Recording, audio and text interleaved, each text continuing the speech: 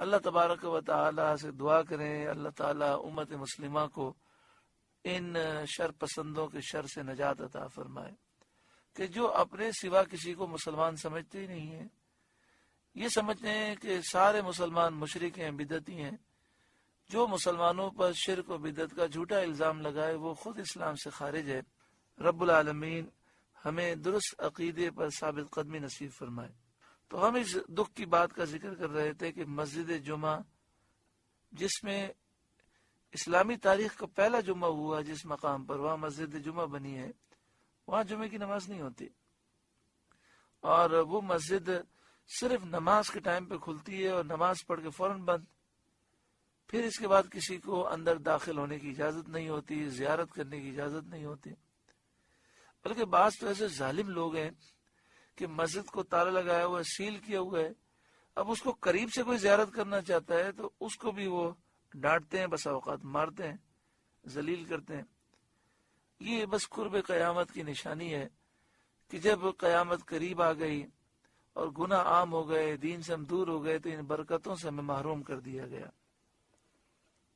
جمعے کا دن سید الایام ہے، سارے دنوں کا سردار ہے۔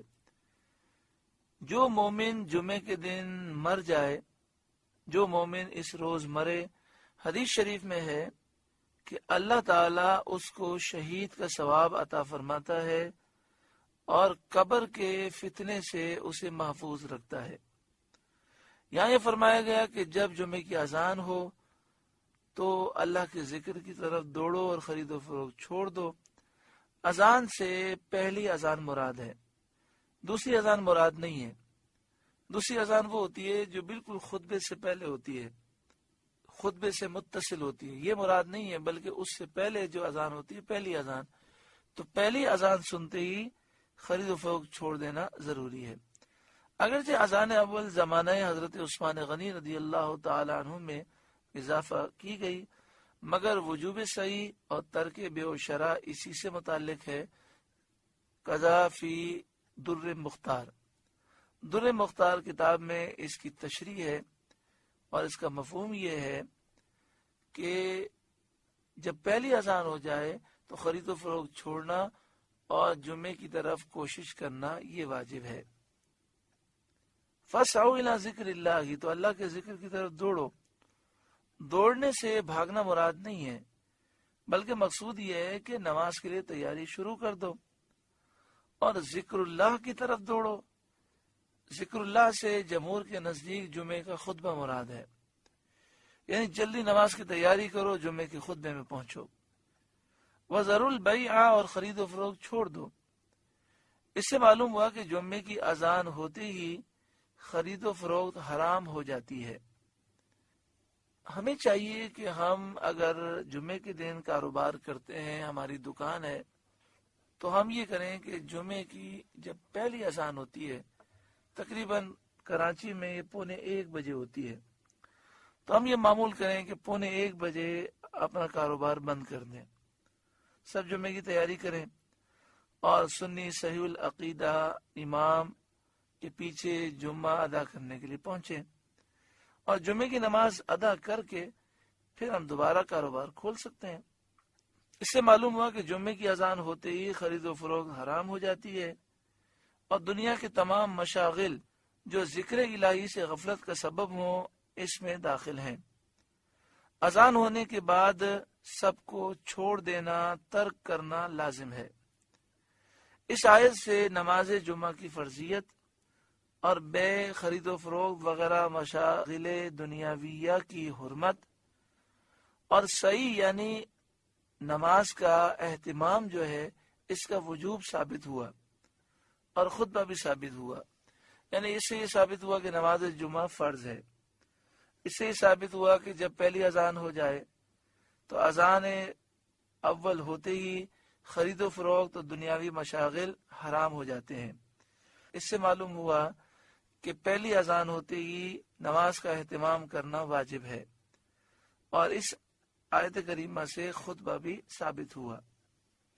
جمعہ مسلمان مرد مکلف آزاد تندرست مقیم پر شہر میں واجب ہوتا ہے، یعنی مردوں پہ جمعہ ہے، عورتوں پر جمعہ نہیں، عاقل بالغ پر جمعہ ہے، نابالغ بچے پر، اور جو مجنون ہے ان پہ جمعہ فرض نہیں، آزاد پہ جمعہ فرض ہے، غلام پر نہیں، تندرست پر جمعہ فرض ہے، جو بیمار ہے جمعے کے لیے حاضر نہیں ہو سکتا اس پر جمعہ فرض نہیں، مسافر پر جمعہ فرض نہیں، مقیم پر جمعہ فرض ہے، نابینا اور لنگڑے پر جمعہ فرض نہیں ہوتا۔ جمعے کے صحیح ہونے کے لیے 7 شرطیں ہیں۔ نمبر 1، شہر، جہاں فیصلہ مقدمات کا اختیار رکھنے والا کوئی حاکم موجود ہو، یا فناء شہر جو شہر سے متصل ہو اور اہل شہر اس کو اپنی حاجتوں کے کام میں لاتے ہوں۔ یعنی جمعہ جو ہے اس کے صحیح ہونے کے لیے پہلی شرط یہ ہے کہ شہر میں جمعہ ہو یا فناء شہر میں ہو، دوسری شرط حاکم، تیسری شرط ظہر کا وقت، چوتھی خطبہ وقت کے اندر ہو، پانچویں خطبہ جمعے کی نماز سے پہلے ہو اور اتنے لوگوں کے سامنے ہو جو جمعے کے لیے ضروری ہیں، چھٹی شرط یہ ہے کہ ایک جماعت ہو، یعنی امام کے علاوہ 3 افراد کا جمعے کے لیے ہونا ضروری ہے، ساتویں شرط یہ اذن عام کہ نمازیوں کو مقام نماز میں آنے سے روکا نہ جائے۔ ذالکم خیر لکم ان کنتم تعلمون، یہ تمہارے لیے بہتر ہے اگر تم جانو۔ فَإِذَا قُضِيَتِ الصَّلَاةُ، پھر جب نماز ہو چکے، فَانْتَشِرُوا فِي الْأَرْضِ، تو زمین میں پھیل جاؤ، وَابْتَغُوا مِنْ فَضْلِ اللَّهِ، اور اللہ کا فضل تلاش کرو۔ یعنی اب تمہارے لیے جائز ہے کہ معاش کے کاموں میں مشغول ہو، یا علم کے طلب کرنے میں، یا مریض کی عیادت میں، یا جنازے میں شرکت، یا علماء کی زیارت اور اس کے جیسے کاموں میں مشغول ہو کر نیکیاں حاصل کرو۔ وَابْتَغُوا مِنْ فَضْلِ اللَّهِ، اور اللہ کا فضل تلاش کرو، یعنی روزی تلاش کرو یا نیک کام کرو۔ وَاذْكُرُوا اللَّهَ كَثِيرًا لَعَلَّكُمْ تُفْلِحُونَ، اور اللہ کو بہت یاد کرو اس امید پر کہ فلاح پاؤ۔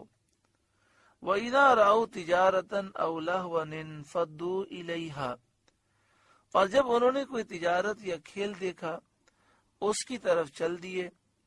وَتَرَكُوكَ قَائِمًا، اور آپ کو خطبے میں کھڑا چھوڑ گئے۔ نبی اکرم صلی اللہ علیہ وآلہ وسلم مدینہ طیبہ میں جمعے کے دن خطبہ فرما رہے تھے، اس حال میں تاجروں کا ایک قافلہ آیا اور حسب دستور اعلان کے لیے طبل بجایا گیا۔ زمانہ بہت تنگی اور گرانی کا تھا، لوگ اس خیال سے اس کی طرف چلے گئے کہ ایسا نہ ہو کہ دیر کرنے سے غلہ ختم ہو جائے، اجناس ختم ہو جائیں اور ہم نہ پا سکیں، اور مسجد شریف میں صرف 12 آدمی رہ گئے۔ اس پر یہ آیت کریمہ نازل ہوئی، وَتَرَكُوكَ قَائِمًا، اور آپ کو خطبے میں کھڑا چھوڑ گئے۔ اس سے ثابت ہوا کہ خطیب کو کھڑے ہو کر خطبہ پڑھنا چاہیے، نکاح کا خطبہ ہو، جمعے کا خطبہ ہو، اسی طرح عید کا خطبہ ہو، سنت یہ ہے کہ کھڑے ہو کر دیا جائے۔ قُلْ مَا عِنْدَ اللَّهِ خَيْرٌ مِّنَ اللَّهْوِ وَمِنَ التِّجَارَةِ، آپ فرمائیے وہ جو اللہ کے پاس ہے کھیل سے اور تجارت سے بہتر ہے، یعنی نماز کا اجر و ثواب جو اللہ کے پاس ہے، نبی کریم صلی اللہ علیہ وآلہ وسلم کی خدمت میں حاضر رہنے کی برکت و سعادت جو اللہ کے پاس ہے، وہ کھیل سے اور بزنس تجارت سے بہتر ہے۔ واللہ خیر الرازقین، اور اللہ کا رزق سب سے اچھا ہے، اللہ بہترین روزی دینے والا ہے۔ سورۃ الجمعہ کا درس مکمل ہوا۔ اللہ تعالیٰ اس سورہ مبارکہ کے نور سے ہمارے قلوب کو روشن منور فرمائے۔